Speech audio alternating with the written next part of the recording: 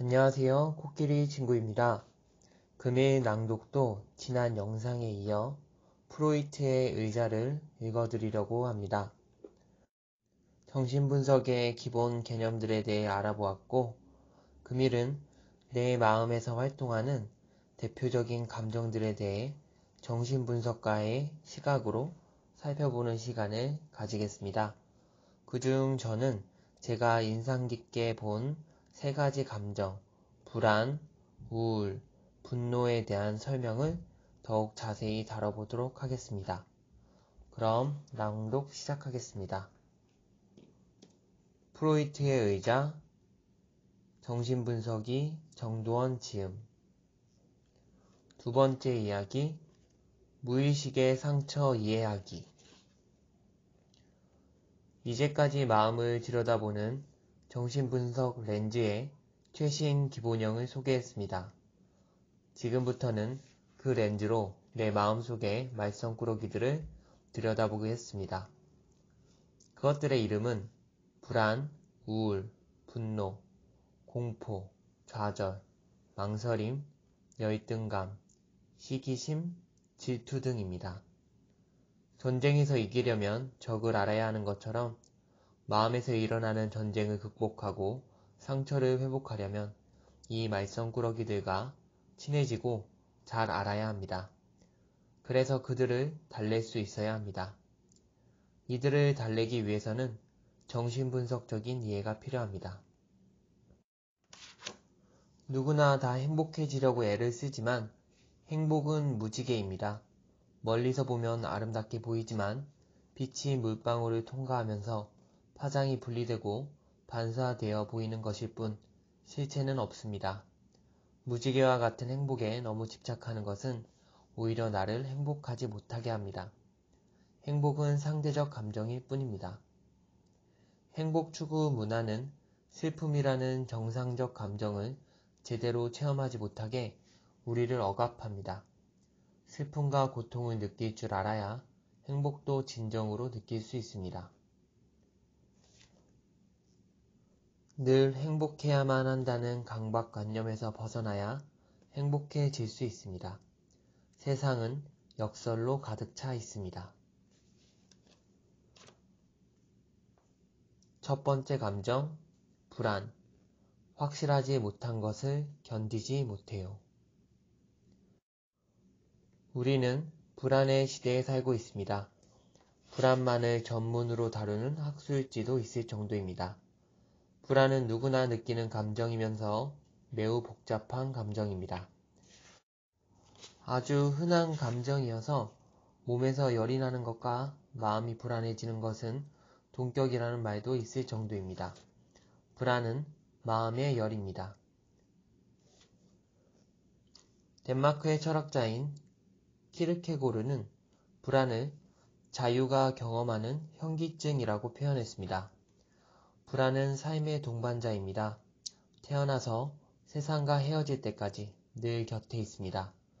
때로는 은근하게, 때로는 격정적으로 내 마음에 진동을 일으킵니다. 불안은 내가 온통 자신에게만 사로잡히게 합니다. 불안이라는 단어의 뿌리에 충실하게 불안은 마음만 불편하게 하는 것이 아니고 몸에도 영향을 크게 줍니다.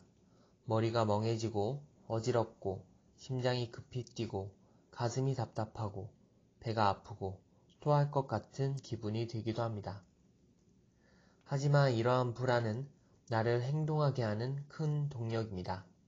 그러니 불안이 찾아오더라도 불안한 감정을 내몰기 위해 너무 애쓰지 마십시오. 시험이 코앞에 닥쳤을 때 불안한 마음이 나에게 서두르지 않으면 큰일 난다고 재촉을 하기에 벼락치기 공부라도 하게 되는 것입니다. 불안은 공포와 다릅니다. 불안은 주로 보이지 않는 것에 대한 것입니다. 공포는 마음의 갈등이 아닌 뚜렷한 외적 원인이 있습니다. 하지만 불안은 막연하게 느껴지는 감정이어서 다스리기가 어렵습니다. 불안하면 불편해집니다. 그래서 불안을 피하려고 합니다. 그렇지만 피하기가 마땅치 않습니다. 왜 그러는지 알 수 어렵기 때문입니다. 불안할 때는 피하지 말고 차라리 불안한 마음을 천천히 들여다보아야 합니다. 불안은 내 마음이 보내는 신호입니다. 불안은 무엇인지는 모르지만 무엇인가가 잘못되고 있다는 신호입니다. 위험에 대한 마음속 경고의 편지입니다. 불안을 물리치려면 나는 그 편지의 내용을 읽어내고 불안의 원인이 되는 갈등의 정체를 밝혀야 합니다. 정신분석으로 들어가 보면 불안은 무의식에서 의식으로 올라오는 뭔가에 대한 반응입니다. 가장 흔한 것은 성적 욕구나 공격성입니다. 문제는 초자아가 이를 받아들이기 힘들다는 점입니다. 반대되는 두 힘이 마음에서 부딪히게 됩니다.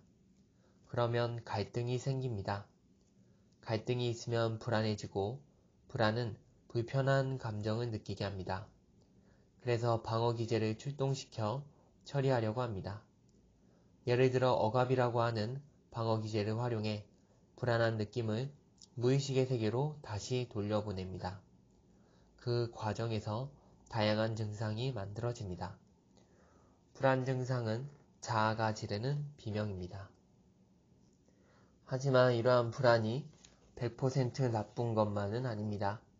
불안은 나를 움직이게 하는 에너지 자원이자 삶의 의미를 깨달으라고 나에게 던져진 화두입니다. 불안하면 걱정을 하게 됩니다. 우리는 누구나 걱정하며 삽니다. 걱정은 문제를 해결하기 위해 하는 것입니다. 걱정해야 살아남을 수 있습니다. 그러나 도를 넘으면 그 걱정이 오히려 나를 무너뜨립니다. 사는데 전혀 도움이 되지 않습니다. 지나친 걱정은 자신을 파괴합니다. 걱정하는 이들의 대부분은 일어나지 않습니다. 좋은 소식이지만 역설적으로 그것이 인생의 비극입니다. 걱정이 많은 사람들은 불안에 떨며 걱정을 했고 그래서 뭔가 준비를 했기 때문에 그 일들이 발생하지 않았다고 우깁니다. 자신의 운명에 스스로 마법을 건 것으로 착각합니다. 일종의 주술적인 사고입니다. 걱정이 많은 사람들은 확실하지 않은 것을 참지 못합니다. 그 일이 일어나지 않을 것이라는 확실한 보장을 원합니다. 세상에 확실한 것은 없는데도 말입니다. 평소 여러 가지 일에 걱정을 떨칠 수 없으면 차라리 매일 30분 정도 걱정하는 시간을 만들고 그 시간 동안 적극적으로 걱정을 하십시오. 걱정거리를 머리가 아닌 다이어리에 적으세요. 매일 걱정거리와 그 해결책을 나란히 글로 적어서 비교해보면 자주 하는 걱정의 정체가 명확하게 드러납니다. 그 중에는 당장 내 힘으로 도저히 어쩔 수 없는 일들이 있습니다. 그것들은 즉시 머리에서 지우세요. 걱정할 수는 있지만 당장 해결책이 없는 것들은 뒤로 제쳐둡니다. 쉽게 해결할 수 있는 일들은 당장 해치우고 잊어버리면 됩니다. 어떤 걱정거리는 매일 적다 보면 지루해져서 제풀에 없어집니다. 사소한 일에 목숨을 걸 필요는 없겠습니다. 두 번째, 감정, 우울. 잃어버린 편지가 되돌아오다. 고단한 하루하루를 살다 보면 우물에 빠진 것 같은 느낌이 들 때가 있습니다. 우울한 사람에게는 모든 일이 부정적으로 보입니다. 우물 속에서 쳐다본 하늘은 500원짜리 동전 크기로 보입니다. 우물벽은 물이끼가 끼어 미끄럽습니다. 내 힘으로는 올라가기 힘들어 보입니다. 도움을 청하고 싶지만 창피하기도 하고 어떻게 해야 할지 마음을 정할 수 없습니다. 현대 정신의학에서는 심한 우울증을 뇌의 생화학적 균형이 무너진 병으로 파악하고 있습니다. 그래서 그것을 바로잡는 항우울제를 투여하는 것이 효과적인 치료로 자리 잡았습니다. 그렇지만 나에게 지금 우울증이 찾아왔다면 왜 이 시점에서 그러한 일이 생겼는지 의미를 찾는 일을 약이 대신할 수는 없다고 보는 것이 정신분석학의 입장입니다. 우울의 의미를 스스로 찾을 수 없다면 정신분석이가 도움이 됩니다. 우울은 초자아의 작품입니다. 내 마음의 초자아는 늘 나를 야단치고 비난할 준비가 되어 있습니다. 방심하고 있으면 모든 것이 내 탓이라고 소리를 높입니다. 평소에 체력 단련이 안 돼 있던 내 자아는 힘이 약합니다. 그래서 항변도 못하고 초자아의 의견을 그대로 받아들입니다. 그래서 나는 슬프고 의욕이 없고 몸이 둔해집니다. 열심히 하던 일에 흥미를 잃고 혼자 있으려 합니다. 세상에 나를 이해해주는 사람은 아무도 없는 것 같습니다. 무인도에 혼자 남겨진 기분입니다. 우울한 것을 부끄러워 마세요. 우울은 흔해 빠진 증상입니다. 치료를 빨리 받으면 쉽게 좋아집니다. 문제는 일단 우울의 늪에 빠지면 치료를 시작하거나 주변 사람의 도움을 받는 것조차 엄청난 일처럼 크게 느껴진다는 점입니다. 정비불량으로 시동이 잘 걸리지 않는 고장난 자동차와 같습니다. 정신분석은 인지행동 치료와는 달리 부정적인 생각을 가진 사람의 어린 시절까지 파고들어가 갈등의 뿌리를 중심으로 다루려고 합니다. 치료 과정에서 인지는 물론이고 감정을 깊이 있게 활용합니다. 스스로의 부정적인 생각을 근원적으로 치유하고 싶다면 평소에 마음의 깊은 곳을 들여다보는 태도를 가지도록 해보세요. 병이라고 할 정도가 아니라면 우울하다고 느낄 때 그 속으로 차라리 들어가 버리세요. 침잠하세요. 잠길 침, 잠길 잠이라는 말처럼 깊이 잠겨보세요. 우울한 기분을 즐기면서 자신에 대해 생각해 보십시오. 우울은 우리가 생각의 늪에 잠기도록 도와줍니다. 지나간 세월, 현재, 그리고 앞날의 나에 대해 적어보십시오. 내 인생이 어떤 상태에 있는지 파악할 수 있는 좋은 기회로 받아들이세요. 그러나 너무 오래 잠겨 있으면 물속에 오래 있는 것과 같이 위험합니다. 우울 증상 역시 내 마음이 나에게 보내는 편지입니다. 너무 앞서 나가지 말고 이제는 좀 속도를 줄이면서 천천히 나와 내 삶을 성찰해보라는 경고이자 기회입니다. 내 자아와 내 초자아를 살펴보세요. 자아가 너무 약해진 것인지 아니면 초자아가 너무 강해져서 내 스스로 나를 벌하고 있는 것은 아닌지 들여다보아야 합니다. 성공과 행복 모두를 가지려면 평소 성공으로 가는 길을 걸어가면서 늘 내가 맺는 관계에 신경을 써야 합니다. 여기서 관계란 사람하고만 맺는 것이 아닙니다. 내가 나의 과거, 현재, 미래와 맺는 정신적 관계도 중요합니다. 우울하면 나와 내 과거의 관계가 친밀해집니다. 내 안이 온통 과거에 대한 후회의 잔치입니다. 우울은 현재를 제대로 살지 못하게 방해합니다. 우울은 내가 미래와 맺을 관계를 간섭하고 나섭니다. 미래가 고장난 TV 화면처럼 찌그러져 보인다면 현재를 사는 것이 고통스럽습니다. 불확실한 미래는 어깨를 처지게 하고 의욕을 뺏어갑니다. 그러면 과거가 더욱 한탄스럽습니다. 악순환입니다.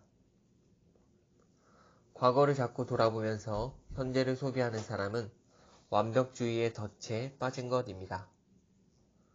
누구도 완벽한 인생을 살 수는 없습니다. 완벽하기 위한 생각으로 시간을 다 보내면 실패하는 경험을 통해 정작 중요한 것을 배울 수 있는 기회를 놓치니 완벽해질 가능성은 점점 사라집니다. 높은 곳을 지향하되 완벽주의는 버리세요. 그렇지 않으면 비참해집니다. 등에 지고 있는 완벽주의를 내려놓으면 더 가볍게 빨리 걸어갈 수 있습니다. 이룰 수 없는 완벽함에 매이지 말고 지금 내 힘으로 할 수 있는 것에 집중해서 실천에 옮기고 그것들을 차곡차곡 모으세요. 나를 진정 아끼는 마음으로 자기 자신과 이야기를 해보십시오. 무엇이 그렇게 우울할 정도로 불행한 겁니까? 한번 이렇게 해보십시오. 한 장의 종이를 꺼내 가운데 금을 그어놓고 왼쪽에는 가진 것, 오른쪽에는 못 가진 것을 적어보세요. 생각했던 것보다 가진 것이 많을 것입니다. 몸이 튼튼한 사람은 신체 장애가 있는 사람이 평생 부러워할 대상입니다. 머리가 좋은 사람은 그렇지 못한 사람이 늘 감탄합니다. 가족이 없는 사람은 가족이 있는 사람을 정말 부러워합니다. 모든 것이 보기 나름입니다. 보는 각도에 따라 사물은 전혀 달라 보입니다. 외로움은 타인과 나와의 관계라고 생각하지만 정신분석의 입장에서 보면 그렇지 않습니다. 외로움은 내 속의 나와 현실 속 나 사이에 소통이 끊어진 상태입니다. 사람들을 만나 수다를 떨고 파티에 가서 술을 마시고 춤을 춘다고 해서 해결되지 않습니다. TV나 영화에 빠져도 시간 메우기일 뿐 근본적으로 외로움을 해결할 수는 없습니다. 바쁜 척한다고 내 마음을 끝까지 속일 수는 없습니다. 끊어진 끈을 다시 이으려면 고독을 통해 접근해야 합니다. 고독은 격리된 삶을 말하는 것이 아닙니다. 자신의 내면을 들여다보는 여유, 능력, 재미를 말합니다. 우리는 고독을 통해 성장합니다. 세 번째 감정, 분노. 자기의 상처가 흘리는 피. 분노는 내 마음속의 호랑이입니다. 언제 마음의 우리의 철창을 부수고 튀어나올지 모릅니다. 영국의 시인 윌리엄 셰스터는 분노는 매우 큰 힘이다. 그것을 지배할 수 있다면 세상을 통째로 움직일 수 있는 힘으로 변화시킬 수 있다. 라고도 했습니다. 인간이 가진 감정 중에서 분노만큼 사람을 강하게 움직이는 힘은 없습니다. 화가 나면 교감신경계를 흥분시키는 스트레스 호르몬들이 급하게 분비됩니다. 심장이 빨리 뛰고 혈압이 올라갑니다. 공격과 방어를 위한 준비 단계로 근육에 힘이 많이 들어갑니다. 분노는 얼굴에 나타납니다. 화를 낼 수 있는 능력은 살아남기 위해 매우 중요합니다. 길에서 만난 불량배에게서 벗어나려면 분노의 에너지가 발산되어야 합니다. 일상생활에서도 화를 내거나 내는 척을 해야 남들이 내 말에 귀를 기울이고 따릅니다. 그런데 이러한 분노는 묘한 성질이 있습니다. 너무 참아도 너무 표출해도 좋지 않습니다. 너무 참으면 낮에는 몸의 증상으로 밤에는 나쁜 꿈으로 나타납니다. 그러다가 병이 생깁니다. 이른바 우라병입니다. 반대로 분노를 전혀 참지 못하면 분노는 고삐 풀린 말처럼 날뜁니다. 타인과 자주 쓸데없이 다투게 되고 관계가 나빠집니다. 화를 낼 만한 이유가 충분히 있을 때 화를 내는 것은 정상입니다. 분노라는 감정을 억지로 부정하거나 분노를 느끼지 않으려고 하는 것은 자연스럽지 못합니다. 그러나 화나는 감정을 반드시 행동과 연결할 필요는 없습니다. 그렇게 하다가는 나중에 스스로 가슴을 치며 후회할 일이 생깁니다. 분노가 가득 차 있으며 정신건강이 좋지 않습니다. 분노는 판단력을 흐리게 하고 의심을 키우며 편견에 사로잡히게 합니다. 분노와 우울은 동전의 양면입니다. 누구든지 자기 앞길은 확 트인 고속도로였으면 합니다. 자아실현의 길에서 울퉁불퉁한 걸림돌을 만나면 화가 나고 우울해집니다. 삶이 좌절된 길목에서 나를 지키기 위해 좌절에 따른 수치심을 극복하기 위해 더 큰 분노가 터져나옵니다.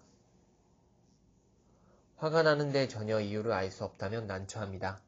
그럴 때 사람들은 자꾸 외부에서 이유를 찾으려 합니다. 그게 쉬우니깐요. 하지만 사실은 마음에 숨어 있는 이유를 찾아내야 분노를 조절할 수 있습니다. 그러나 나는 그렇게 하고 싶지 않습니다. 되도록 분노의 뿌리를 내 마음에서 찾는 일은 피하고 싶습니다. 허약한 내가 분노의 밑에 숨어 웅크리고 있음을 알기 때문입니다. 그래서 속죄양이 필요합니다. 종로에서 뺨 맞고 한강에서 눈을 긴다라는 말처럼 엉뚱한 사람을 찾아내어 화를 풉니다.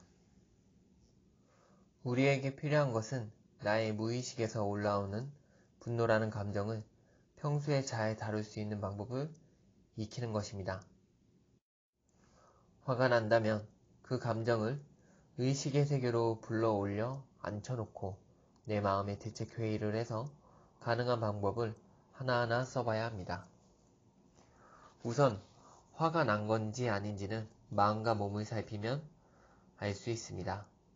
얼굴이 벌겋게 달아오르기 시작한다면, 심장박동이 빨라지기 시작했다면, 말이 갑자기 빨라진다면, 갑자기 빨리 걷기 시작했다면 화가 난 것입니다. 왜 화가 났는지는 금방 잘 모릅니다. 일단 화를 가라앉히는 것이 좋습니다. 그러기 위해서는 깊게 숨을 쉽니다. 별거 아닌 방법 같지만 아주 큰 효과가 있습니다. 이제는 화를 낼 필요와 가치가 있는지 생각해 봅시다. 화를 낼 필요가 있다면 평소 내가 화를 내는 방식 외에 다른 방식이 있는지도 생각해 봅니다. 그리고 나서 상대의 입장을 짐작하려고 애를 써봅니다. 그러고 나서 그 사람과 대화를 시작합니다. 이때 단어 선택을 정말 잘해야 합니다. 처음부터 그에게 내가 화가 났다고 말하면 상대가 부담을 갖습니다. 일단은 내가 마음이 불편해졌다고 하세요. 그리고 기다리세요.